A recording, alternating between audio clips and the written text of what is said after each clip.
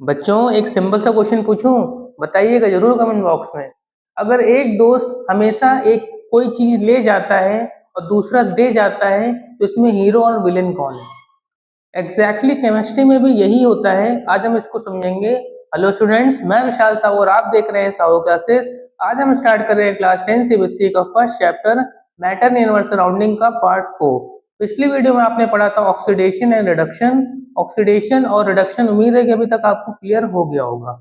आज हम देखेंगे ऑक्सीडाइजिंग एजेंट और रिड्यूसिंग एजेंट। चलिए सबसे पहले समझते हैं ऑक्सीडाइजिंग एजेंट क्या होते हैं।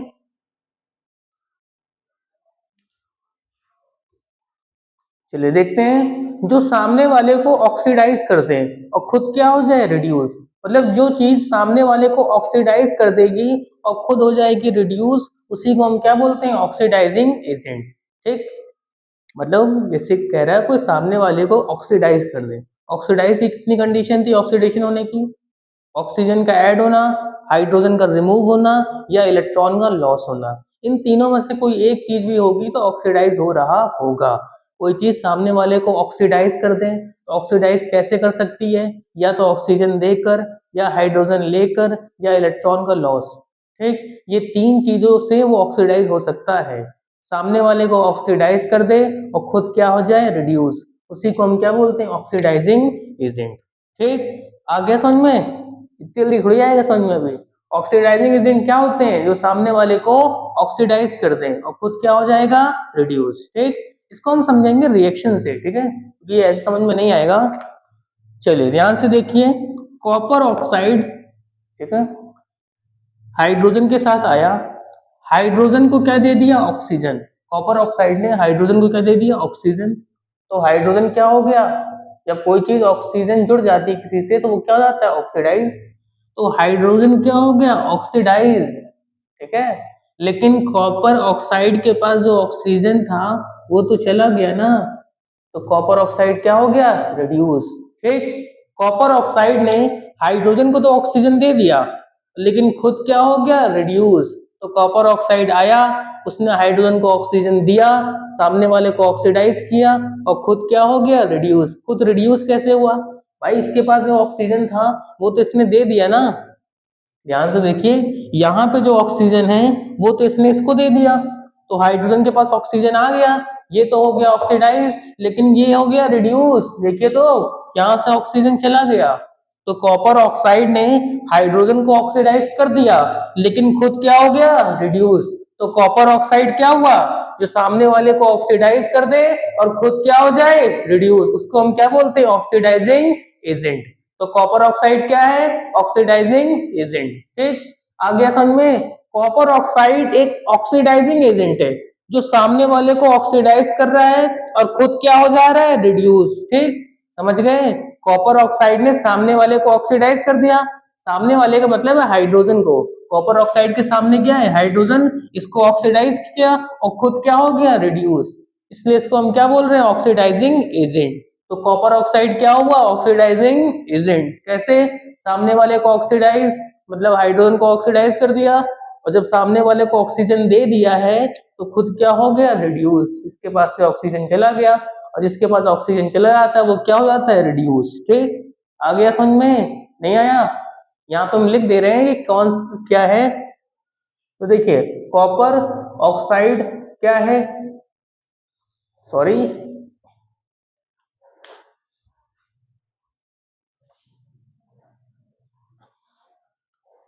कॉपर ऑक्साइड क्या है, ऑक्सीडाइजिंग एजेंट। दिख रहा है आपको? ठीक है, कॉपर ऑक्साइड क्या हुआ, ऑक्सीडाइजिंग एजेंट, जो कि सामने वाले को ऑक्सीडाइज कर रहा है। ठीक, और खुद क्या हो रहा है, रिड्यूस।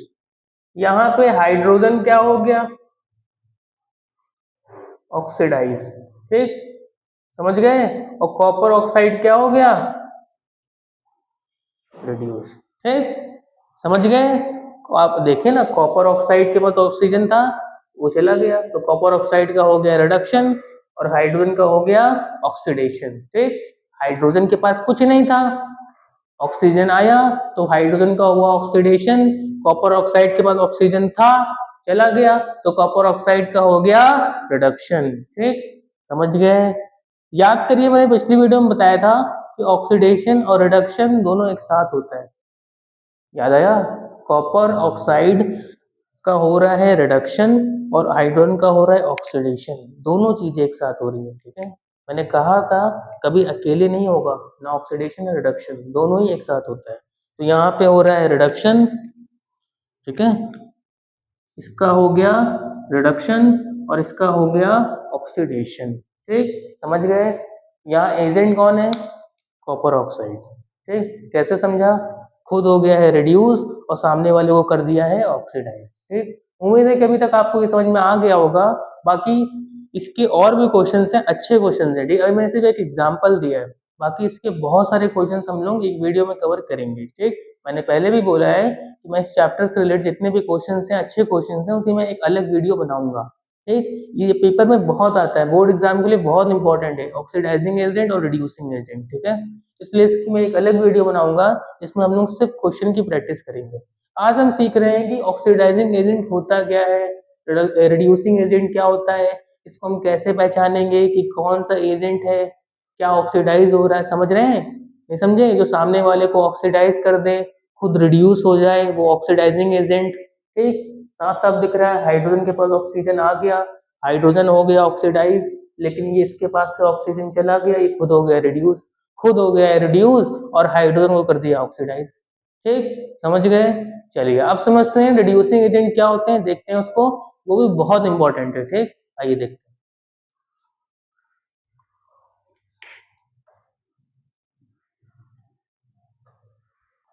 बच्चों, अभी तक आपको ऑक्सीडाइजिंग एजेंट समझ में आ गया होगा। ऑक्सीडाइजिंग एजेंट का मतलब था जो सामने वाले को ऑक्सीडाइज कर दे। ठीक, और खुद क्या हो जाता है? रिड्यूस। मतलब जो सामने वाले को ऑक्सीडाइज कर दे और खुद रिड्यूस हो जाए, उसको हम क्या बोलते हैं? Oxidising agent. ठीक, अब समझते हैं रिड्यूसिंग एजेंट, इसी का ही उल्टा। ये सामने वाले को रिड्यूस करेगा, इसका काम है रिड्यूस करना। ऑक्सीडाइजिंग एजेंट का काम था ऑक्सीडाइज करना सामने वाले को, ये सामने वाले को रिड्यूस करेगा और खुद क्या हो जाएगा? ऑक्सीडाइज। ठीक है, मतलब जो दूसरे को रिड्यूस कर दे और खुद क्या हो जाए? ऑक्सीडाइज, उसको हम क्या बोलते हैं? Reducing agent. नाम से ही समझ में आ रहा है, इसका काम है रिड्यूस करना। ये एक रिड्यूसिंग एजेंट है बच्चों, ये सामने वाले को रिड्यूस करता है और खुद हो जाता है ऑक्सीडाइज। ऐसे ऑक्सीडाइजिंग एजेंट था, सामने वाले को ऑक्सीडाइज करता था और खुद क्या हो जाता है? रिड्यूस। वैसे रिड्यूसिंग एजेंट है, सामने वाले को रिड्यूस करता है और खुद क्या हो जाता है? ऑक्सीडाइज। चलिए इसको एग्जाम्पल से समझते हैं। हम वही रिएक्शन से समझेंगे रिड्यूसिंग एजेंट भी, बहुत ध्यान समझिएगा इसको। Copper oxide plus hydrogen. ठीक, copper oxide plus hydrogen gas जब मिलते हैं तो ध्यान से देखिए, यहाँ पे हाइड्रोजन ने ऑक्सीजन को खींच लिया है। ठीक है, इसके दो नजरिए देखने के। पिछली वाले एग्जाम्पल में हमने देखा था कि कॉपर ऑक्साइड ने ऑक्सीजन दे दिया। ठीक, तो कॉपर ऑक्साइड ने जब इसको ऑक्सीजन दिया तो ये हो गया ऑक्सीडाइज और खुद हो गया रिड्यूस। ठीक, जब हम हाइड्रोजन की पॉइंट ऑफ व्यू से देखेंगे तो हाइड्रोजन ने ऑक्सीजन ले लिया तो हाइड्रोजन क्या हो गया? ऑक्सीडाइज। लेकिन सामने वाले से ऑक्सीजन छीन लिया, कॉपर ऑक्साइड से छीना ऑक्सीजन उसने, तो कॉपर ऑक्साइड से ऑक्सीजन हटाया इसने। सामने वाले से जब ऑक्सीजन हटाएगा, ऑक्सीजन जाता है तो क्या होता है? रिड्यूस। ठीक है, तो हाइड्रोजन ने सामने वाले को रिड्यूस कर दिया, लेकिन खुद क्या हो गया? ऑक्सीडाइज। ठीक, समझे? हाइड्रोजन ने सामने वाले को रिड्यूस कर दिया, देखो ऑक्सीजन छीन लिया, इसको कर दिया रिड्यूस और खुद क्या हो गया? ऑक्सीडाइज। समझ गए? हाइड्रोजन आया, कॉपर ऑक्साइड से क्या किया? रुक, इसको मैं फिर से लिख देता हूँ। ठीक है, दिख ही नहीं रहा होगा आपको, सीईओ। अब समझ गए? देखो, हाइड्रोजन आया, इसने ऑक्सीजन छीना, खुद हो गया ऑक्सीडाइज, लेकिन सामने वाले को कर दिया रिड्यूस। हाइड्रोजन ने सामने वाले को कर दिया रिड्यूस और खुद हो गया ऑक्सीडाइज।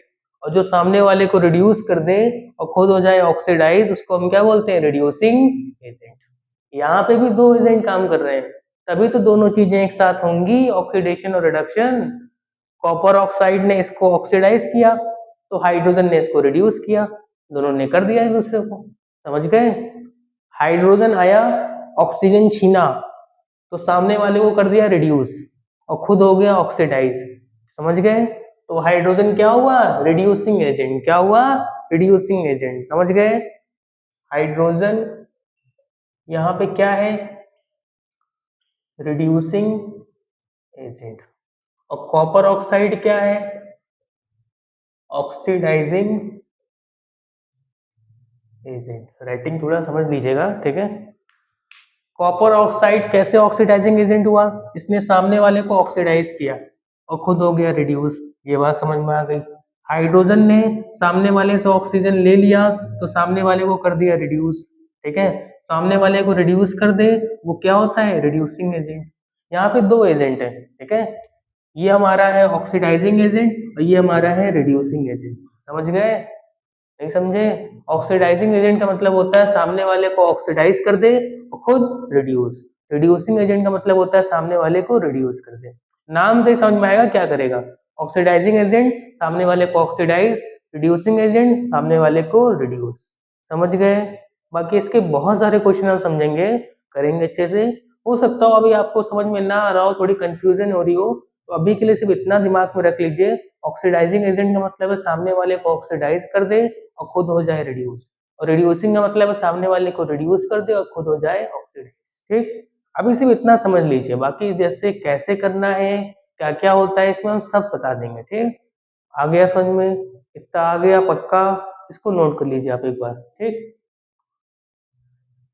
मैं वेट कर रहा हूँ, फटाफट नोट कर लीजिए, बहुत इंपॉर्टेंट है ये आपके लिए। ऑक्सीडेशन और रिडक्शन कभी अकेले नहीं होते हैं, दोनों एक साथ होता है। यहाँ आप देख पा रहे होंगे कॉपर ऑक्साइड ने हाइड्रोजन को ऑक्सीडाइज किया, तो हाइड्रोजन ने कॉपर ऑक्साइड को रिड्यूस किया ऑक्सीजन लेकर। समझ गए? यहाँ ऑक्सीजन देखिए, ऑक्सीजन गया तो ये ऑक्सीडाइज, ये हो गया रिड्यूस। ठीक, कोई बात नहीं, अगर ये समझ में नहीं आया है तो इतना रखिए, ऑक्सीडाइजिंग एजेंट का मतलब है जो सामने वाले को ऑक्सीडाइज कर दें, और रिड्यूसिंग एजेंट का मतलब है जो सामने वाले को रिड्यूस कर दे। ठीक, इतना आ गया पक्का? यहाँ तक आ गया ना आपको? कोई दिक्कत तो नहीं? इतना आ गया ना? चलिए अब आगे देखते हैं हम लोग एक्सोथर्मिक रिएक्शन और एंडोथर्मिक रिएक्शन। इसको भी हम शॉर्ट में समझेंगे कि एंडोथर्मिक क्या होता है, एक्सोथर्मिक क्या होता है। तब तक आप इसको नोट कर लीजिएगा। ठीक है, अब हम देखते हैं एक्सोथर्मिक और एंडोथर्मिक। ठीक,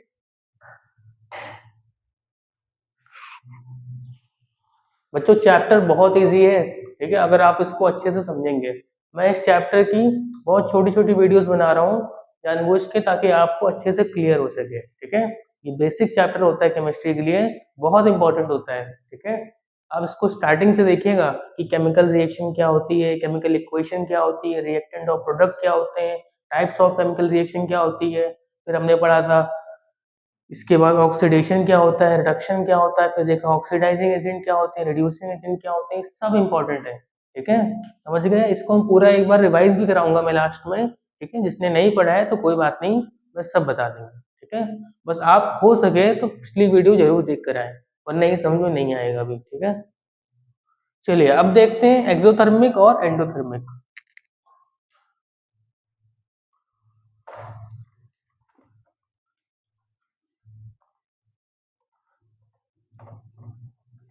चलिए अब देखते हैं एक्सोथर्मिक रिएक्शन और एंडोथर्मिक रिएक्शन। एक्सोथर्मिक रिएक्शन में हीट रिलीज होती है। इस रिएक्शन में एक मतलब एक ऐसी रिएक्शन जिसमें हीट निकलेगी। हीट निकलने की वजह से जो सराउंडिंग होगा, जो आसपास का जो एटमॉस्फेयर होगा, वो गर्म हो जाएगा। ठीक है, टेम्परेचर बढ़ जाएगा। एक्सोथर्मिक में हीट निकलती है, रिलीज होती है। कोई ऐसी रिएक्शन जिसमें हीट निकलेगी उसको हम बोलते हैं एक्सोथर्मिक, और जिसमें हीट लगती है, हीट एब्जॉर्ब होती है, उसको बोलते हैं हम लोग एंडोथर्मिक रिएक्शन। जब वो हीट एब्जॉर्ब कर लेगा तो आसपास का जो सराउंडिंग होगा, मतलब सराउंडिंग ही आसपास होता है, आसपास की चीजें क्या हो जाएंगी? ठंडी हो जाएंगी। जैसे कि मान लीजिए आइस है, आइस ने हीट एब्जॉर्ब कर ली तो मेल्ट हो गया। वैसे यहाँ पे हीट एब्जॉर्ब करेगा तो टेम्परेचर कम हो जाएगा। उसने हीट क्या कर ली? एब्जॉर्ब कर ली है, तो टेम्परेचर कम हो जाएगा और सराउंडिंग क्या हो जाएगा? ठंडा हो जाएगा। ठीक, एक्सोथर्मिक का मतलब होता है हीट रिलीज होना, इसमें हीट एब्जॉर्ब होती है। जब हीट रिलीज होगी तो टेम्परेचर बढ़ेगा, जब हीट एब्जॉर्ब होगी तो टेम्परेचर कम होगा। ये एक्सोथर्मिक और ये एंडोथर्मिक, दोनों में मैंने डिफरेंस बता दिया है। बाकी इसकी जो रिएक्शन है वो हम लोग अगली वीडियो में करके देखेंगे। उम्मीद है कि अभी तक आपको एक्सोथर्मिक एंडोथर्मिक समझ में आया। एक्सो मतलब हीट रिलीज होना, एंडो मतलब हीट का एब्जॉर्ब होना। कोई रिएक्शन जिसमें हीट रिलीज होगी वो एक्सोथर्मिक है, और जिसमें हीट एब्जॉर्ब होगी वो एंडोथर्मिक रिएक्शन है। ठीक है, उम्मीद है कि अभी तक आपको जितना भी मैंने आज पढ़ाया है समझ में आ गया होगा। आज हमने क्या क्या पढ़ा उसको एक बार रिवाइज कर लेते हैं। आज हमने सीखा ऑक्सीडाइजिंग एजेंट क्या होते हैं। तो बच्चों, ऑक्सीडाइजिंग एजेंट का मतलब होता है जो सामने वाले को ऑक्सीडाइज कर दे और खुद क्या हो जाएगा, रिड्यूस। और रिड्यूसिंग एजेंट का मतलब होता है जो सामने वाले को रिड्यूस कर दे और खुद क्या हो जाएगा, ऑक्सीडाइज। ठीक, फिर हमने क्या पढ़ा, एक्सोथर्मिक और एंडोथर्मिक रिएक्शन। एक्सोथर्मिक में हीट रिलीज होती है और एंडोथर्मिक में हीट एब्जॉर्ब होती है। उम्मीद है कि अभी तक आपको समझ में आ गया होगा। बाकी इसके जो और भी टॉपिक्स हैं उसको हम अगली वीडियो में कवर करेंगे। मैं इस चैप्टर की बहुत सारी शॉर्ट शॉर्ट वीडियो बना रहा हूँ इसीलिए, ताकि आपको समझ में आए। ठीक, कोई दिक्कत यहाँ तक? उम्मीद है कि यहाँ तक समझ में आ गया होगा। मिलते हैं नए वीडियो में एक नए टॉपिक के साथ। अगर वीडियो यूजफुल रही हो तो चैनल को लाइक शेयर एंड सब्सक्राइब जरूर कर लीजिएगा। बाय बाय, तब तक अपना ध्यान रखिए।